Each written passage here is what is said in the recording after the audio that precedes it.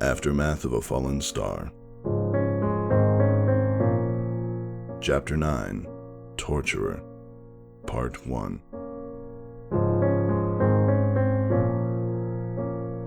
You know how they say you should always go for a job you enjoy? That way it doesn't seem like a chore, and you end up doing only half the effort that doesn't get you anywhere in life.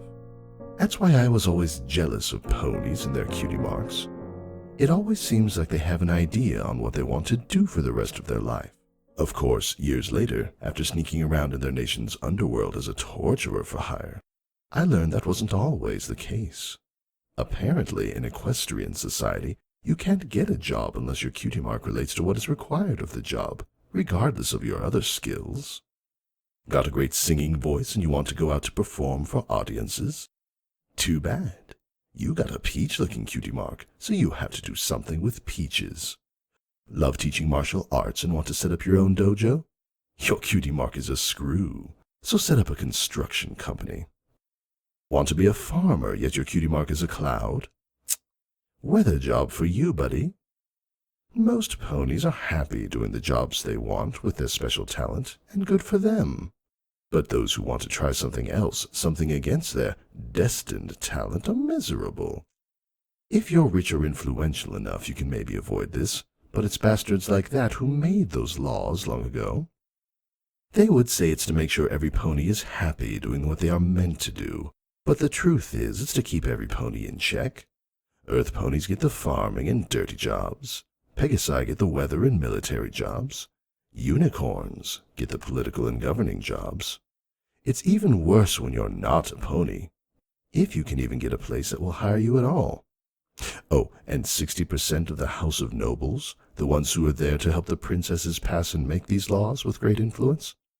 Yet, surprisingly, the donkeys have a real hoof-hold in there. Yeah, who am I possibly kidding? It's unicorns. It's no different than the old caste system we changelings had. Oh, right. I'm a changeling, by the way, in case you didn't know. Stag is the name my mother gave me when I was born in the gathering caste, now the highest caste, thanks to the now extinct royal caste being gone, of the changeling empire. Sometimes called the hive, but there haven't been any hives since the Warring States era 4,000 years ago. Before our now dead, Mesmore be praised, Queen Chrysalis kicked the bucket. I'm not going to go into details about my old home. I haven't even been there since I left years and years ago. I hear they're establishing a new government, a republic, based on the plans of the now recently deceased Princess Twilight Sparkle. Good luck trying to convince half of those castes in our foundation to change their ways. It's a shame I'm going to miss the upcoming bloodbath. But let's forget about that. Let's talk about what I do for a living. Let's just say I have my own talent. I originally spent years as a gatherer in Equestria when I was still loyal to the Empire. Gatherers like me blend into pony society, observe it, act like one of them, gather love or information, and leave to deliver it as food for our people. I know how the pony mind acts, but one thing I've also learned was how to break it. Sometimes, in order to gain information, I've had to be persuasive. And by persuasive, I mean torture. Not the physical kind, mind you, that's just messy, although I do occasionally do it at times. Psychological is the better route, allows more creativity, and can be effective in making it look like nothing really happened. Sure, I leave shattered minds, and sometimes death may seem a mercy, but we all have to do our part in society, don't we? I just happen to work on the dirty side of it, and for that I'm routinely referred to as a psycho for hire. After leaving home, I had to quickly carve a niche for myself some way or another. Otherwise, I might as well have just run back home with my tail between my legs. I decided to use my skills of both shape-shifting and torture to get hired by some rather shady business ponies, let's say. I wouldn't be the first changeling to do this, to be honest. I've gained quite the reputation in the underground business by going as several aliases. Some know me as a changeling, others as a unicorn, Pegasus, griffin, zebra, and more. Some even know me as a girl. What I didn't expect was Princess Luna to know me. Well, she didn't at first, but ever since the disaster of my race's attempt to conquer Equestria, which was completely stupid, yet at least Chrysalis died a week after her invasion, so some good came of that. There was a mass bug hunt for all changelings in Equestria, specifically the spies. I didn't have much to worry about, though. I had a few close calls, but let's just say I left some of those guards in a really bad way. That, and I have some connections. Eventually, Princess Twilight declared Equestria a safe haven for changelings.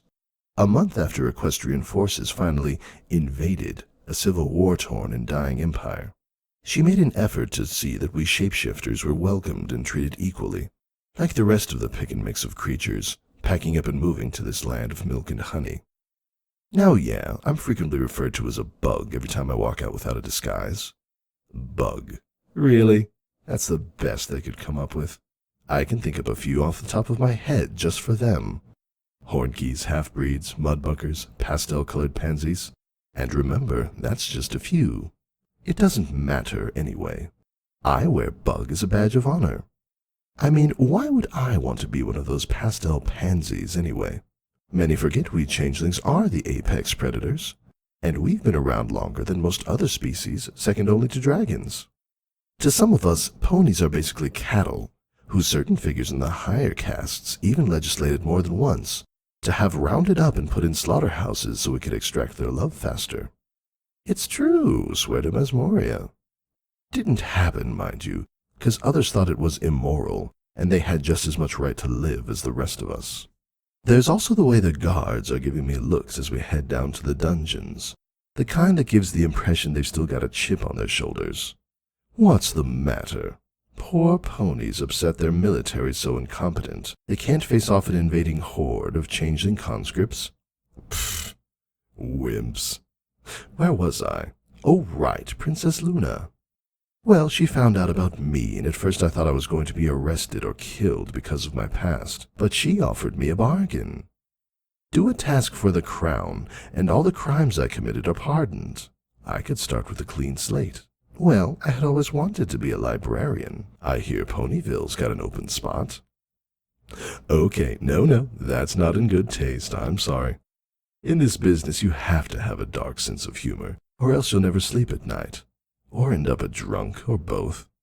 Anyway, as you can tell, I accepted the proposal, and I was told I was to use my persuasive talents to help find who it was that personally killed Princess Twilight. They had the nobles in blue blood, thanks to a zebra servant who overheard their conversation. Now they needed the guards who took part in it. If this was the other way around, it would have been much harder, but these are nobles. Rich ponies, who personally have servants that wipe their bottoms after using a toilet. No, seriously, some of them do. But there was also another reason why I was doing this. Kind of personal too, but I'll get to that later. So soon enough, I was face to face with the current captain of the guard, a female thresher by the name of Evening Glory. Like most of the bat ponies, as they are sometimes called, she was black-furred with piercing slitted eyes and a cropped-up dark green mane. Her armor was similar to the old captain of the guard, shining armor, but black and white instead of that silly purple and gold. Guess it has to do with that whole darkness thing they have going on. It didn't make them look any more threatening if that's what they thought. I could tell she didn't like me, not like I could give a buck. That was even more evident by the first thing she said to me. Let's be clear, Bug. I don't like you or your kind, but at the moment there are 5 individuals in their cells that I hate even more, so count yourself lucky. My orders from Princess Luna are clear. You're free to do what you want to them as long as you don't kill them or do anything permanent. Princess Celestia wants them well enough to stand trial for what they've done. She narrowed her slitted eyes as if she were trying to be scary. How cute. So don't try anything, Bug. Just to annoy her, I spent my time during her little spiel looking down at the invisible watch on my hoof with a look of complete disinterest on my face. I murmured, sure thing. Then I looked up at her even more angry face. Let's just get to work, shall we? I'm a very busy stallion. Oh, but just one little pointer before we get going. I tapped my own cheeks demonstratively. Don't try and be threatening. Your kind are not threatening, and you never will be. You've got too much cheek fat for that. Sure, I'm adding fuel to the fire, but why can't I have a little fun? She scoffed and nodded to the guards accompanying me to give me some space. I assume you'll want to work on Blue Blood first. I looked at her as if she were talking like a complete dipstick. What? No, don't be a complete idiot. He's useless, I deadpanned, walking past her as she raised her eyebrow. Blue Blood's not the type to do close management. He'll lead his closest advisors, but he'll trust them enough to make their own decisions for him on who to get for the job, just so it's less work for him to do. I doubt he knows the names of the assassins, and even if he has heard of them, I'm betting he didn't bother to learn them.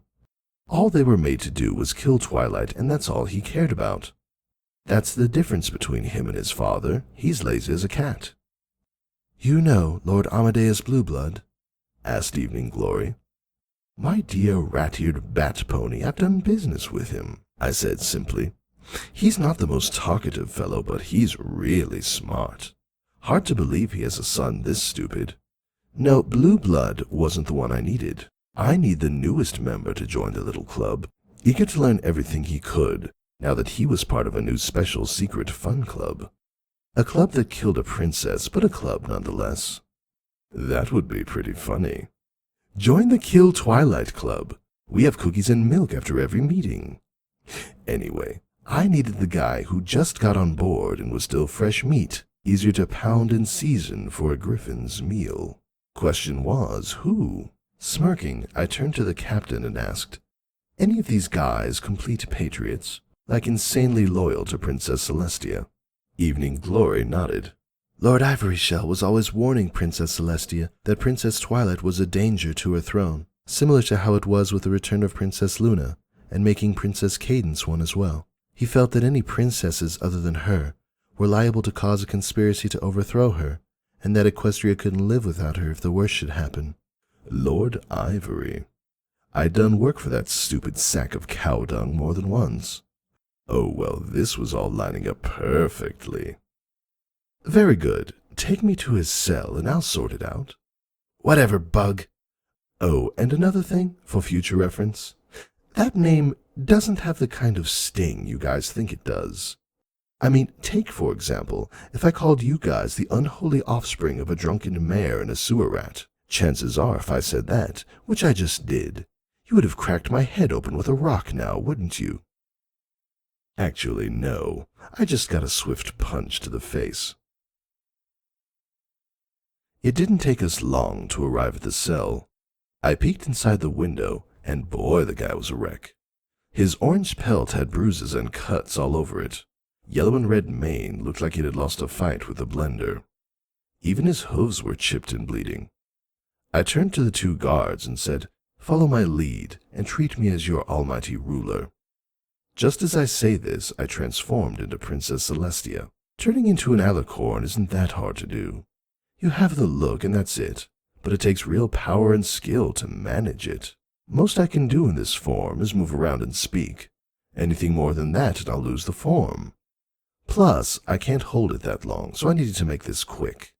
Evening Glory seemed to get the idea and nodded to the guards to play along. They opened the door for me as I strolled in like I was the actual raiser of the sun herself, the guards by my side helping with the act. Upon seeing me, Ivoryshell gasped and bowed before me. Princess, I know what you are thinking, and that I've done a selfish and criminal act, but believe me when I say this was all to protect you. You would risk, your majesty. I know, Ivoryshell, I said, firm yet gentle enough. He raised his head, eyes widened. You know? I do, I said, turning away and facing the wall, posture upright. Time to lie. Ivoryshell, it may not look like it, but I am grateful for what you and every pony has done. You are? He asked, hope in his voice. Good. Hope can be used as a drug. Keep giving it to them, and they'll tell you everything they know. For a long time, since I made her a princess, I learned that Twilight Sparkle, my so-called faithful student, was planning a coup against me. I had been working in the shadows to counteract this, and you've done it. Who do you think had been helping Prince Blueblood after all? I said, pretending to be sad. It shames me to think that the one I once called daughter was working with those who would see me and everything I had created destroyed. But it had to be done. Equestria must not fall into the chaos of a mare who thought she knew better. You were right, Lord Ivory. I never should have made her a princess. Yes, that's it, shouted Ivory with a smile. That's right. That's why we did what we did, Your Majesty. Something like that was what we feared was going on, and we were right. She was always up to something insidious. All those changes were to ruin our Equestria. Like giving non-nobles a chance to say in our government, or trying to flood our beautiful land with all those mangy dogs and zebras and those vile changelings. Why, with all her promises to feed their greedy bellies, she would have easily used them as her army to take over, just like we all feared.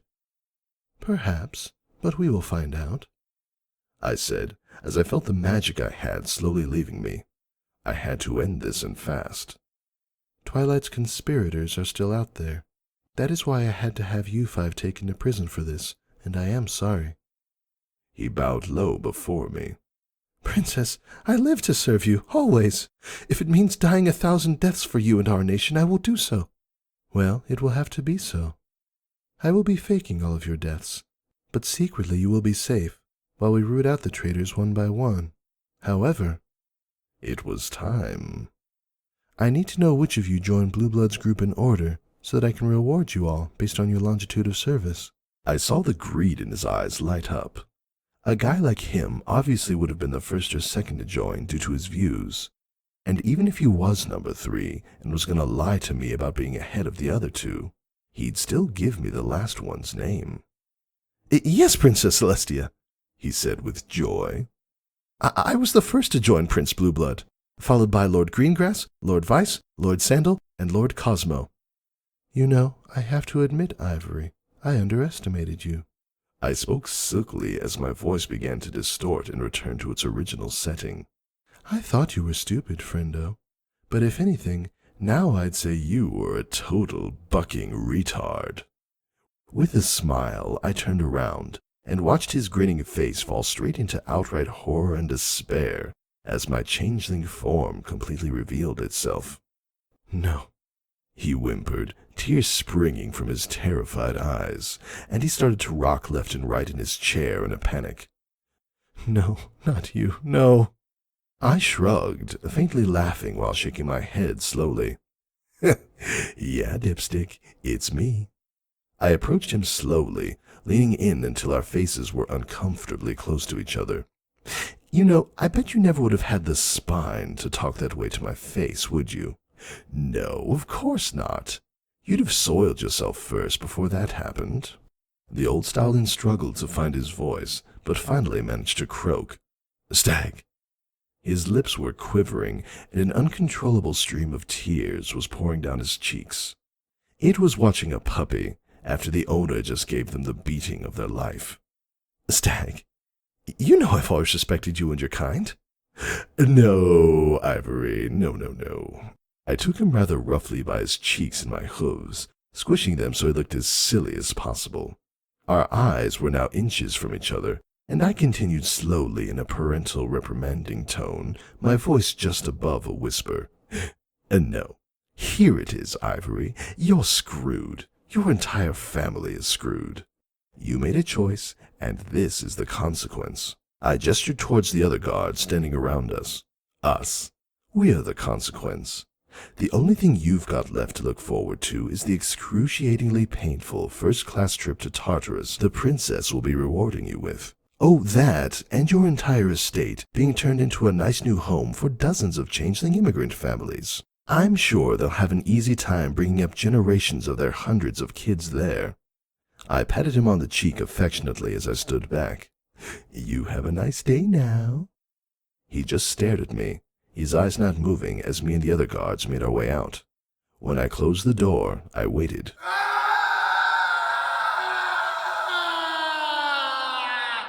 Ah, the sweet cries of agony. And I had my next victim, Lord Cosmo.